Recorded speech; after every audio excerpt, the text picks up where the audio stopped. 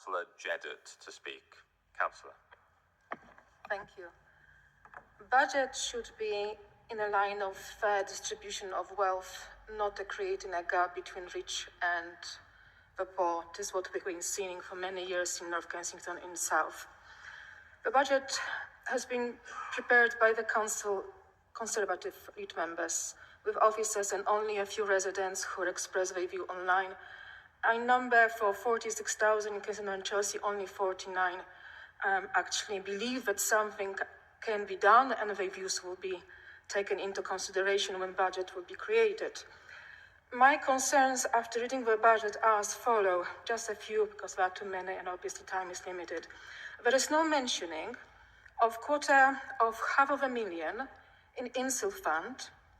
There is no mentioning in your budget of 8 million, which was COVID recovery fund, and implying how it was spent so far. There is no mentioning of INSIL fund as a part of budget, sitting in an account which bears income. Again, we don't know how much for today it is. There is no mentioning about curve money, 1.3 million, sitting again in an interest-bearing account. And for April last year, it's brought £64,000. This April will possibly be more than £64,000, but I cannot see it in your budget. There is no mentioning about advertisement income. I give you an example. Elscott has 3 huge billboards.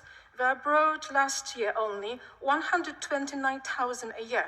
I cannot see a thing here. There are many wasted opportunities.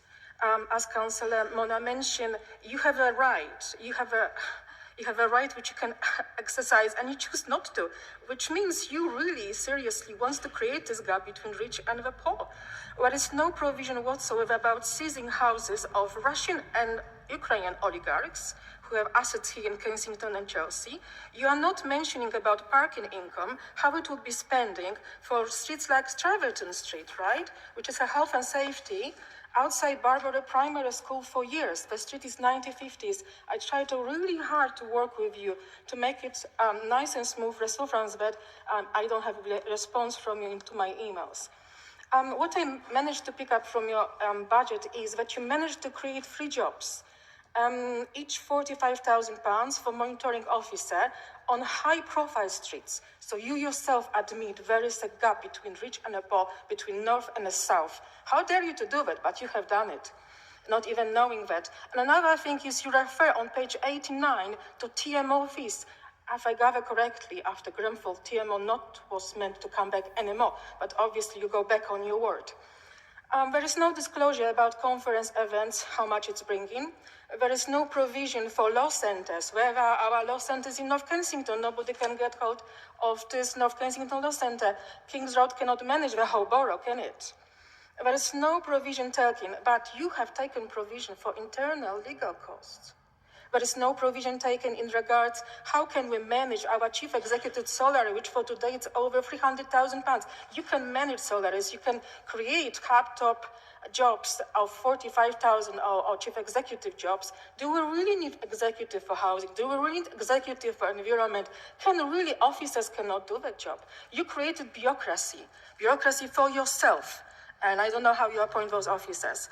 There is no provision in regards to monitoring how INSIL is spent. I find out that there is INSIL of £22,000 sitting still there in North Pole from 2022. Nobody monitors that. It is again possibly in your account generating interest for you. I cannot see here a word. Again, you have not created any provision how city living local life is spent. There is no end of project report available on your website. What you did completely shut that from the public view. And once again, business as usual. I thank you for your time.